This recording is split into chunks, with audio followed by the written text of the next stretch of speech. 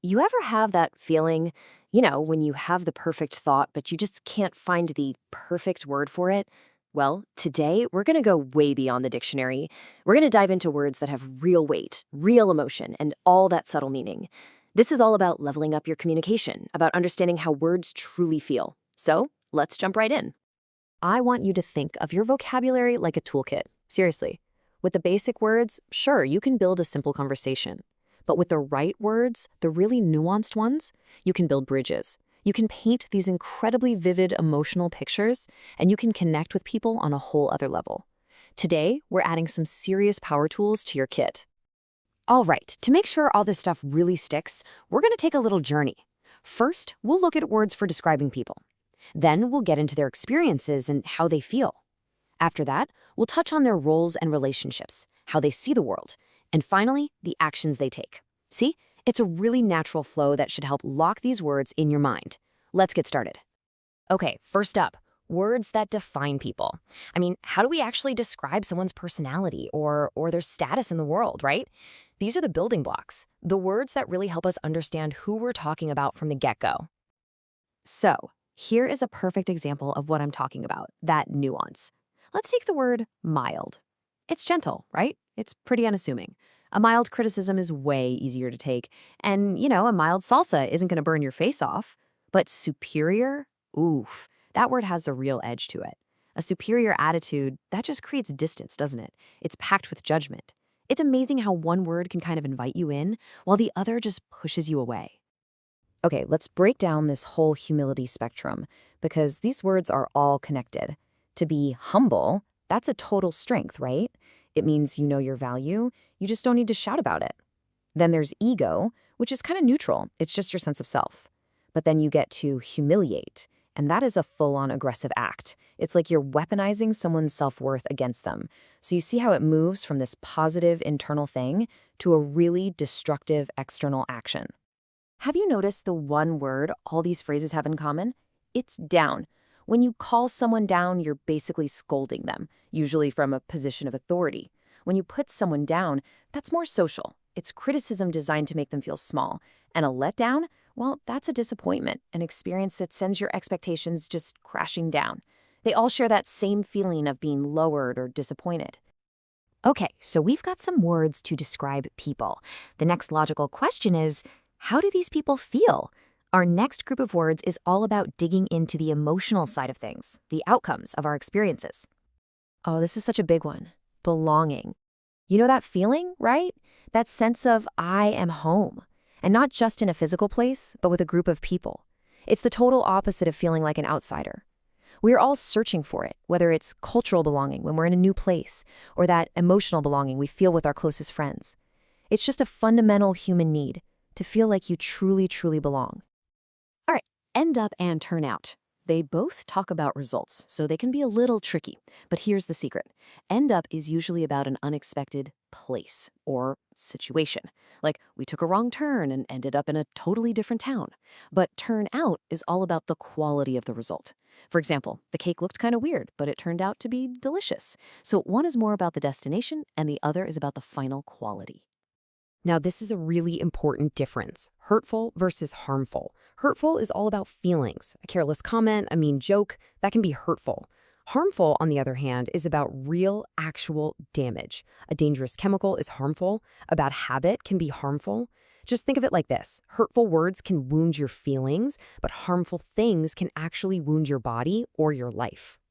All right, so we've covered people, and we've covered their feelings, so what's next? Well, let's talk about how they connect with each other. This next section is all about the language we use to define our roles, our relationships, and, the passions that really drive us. I love this. It's like a journey in 4 words. First, you're an applicant. You're one of many people throwing your hat in the ring. Then, if you make the cut, you become a candidate. Now you're a serious contender. From there, you might get nominated, which is a huge honor. Someone is formally suggesting you, and that makes you the nominee. You can see how each word takes you one step closer to the prize, and the stakes get a little higher each time. At the absolute heart of both these words is one thing: trust. Fidelity is a bit more formal, a bit more serious. You hear it with big promises, like marital fidelity. Loyalty is broader. You can have loyalty to your favorite sports team, your friends, even your favorite brand of coffee. And a person who has these qualities, we call them faithful. It all boils down to being someone that others can count on, no matter what. Okay, think of this group of words as a kind of emotional thermometer. Way up at the top, in the hot zone, you've got the positive energy of passion and enthusiasm. Then, in the middle, you've got intense. Intense can be good or bad, right? An intense workout, an intense conversation. It just means a lot. But then you go down to the bottom, to the cold end of the scale, and you get severe. A severe storm, a severe injury, that's the stuff you really want to avoid. So for our next section, let's talk about perspective. You know, things like where are we, literally in space, or where are we in a project? And maybe more importantly, how do other people perceive our actions? This whole section is about position and perception. The real magic of the word ahead is just how flexible it is. It always means you're in front of something. You can be physically ahead of the person walking in front of you. You can be ahead of schedule on a big project, which feels amazing, by the way. Or you can be ahead of others in a race. It's such a simple word, but it's so powerful for communicating that you're in the lead. Here's another one of those subtle but super important distinctions: hurt versus offend. It really comes down to intent. You can hurt someone's feelings completely by accident, right? It's all about the pain they feel. But to offend someone, that usually means you've crossed a line. You've done something disrespectful, broken some kind of social rule. So hurting is about the impact, but offending is more about the action itself. You know that feeling when things just click? That's alignment. It's a great word. Your personal values can align with your company's mission. Your whole team can be in alignment on a project. It means everything is in harmony. You're making progress. And the opposite, misalignment, well, that's where everything just falls apart. It's friction, it's confusion, it's people working against each other. So really, striving for alignment is just striving for success. And for our final section, it's time to get to the action. I'm talking about the words we use when we start things, manage them, or sometimes even break them. These are the words of movement and change. Let's use a simple business example for these two.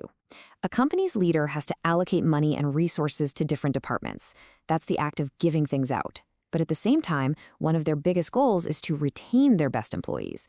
That's the act of keeping them. See the difference? Allocate is about sending things out. Retain is about holding on to what you've got. Okay, when you hear the word breach, I want you to just think break.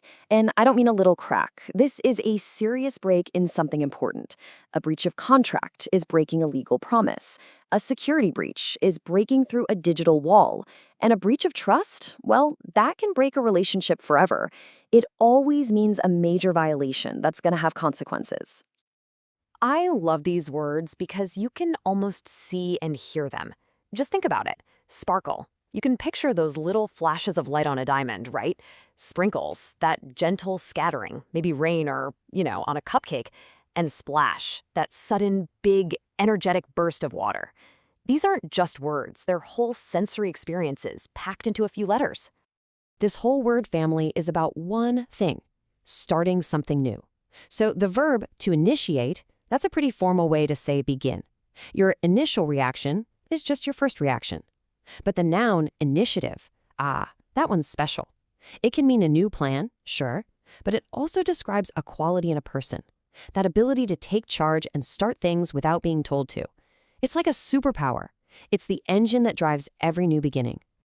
So there you have it. We've seen how the right word can define a person, capture a feeling, build a relationship, or spark a huge action. But the real power, that comes from actually using them. So I'll leave you with this thought. Now that your toolkit is a little bigger, a little more powerful, what new conversation will you choose to initiate?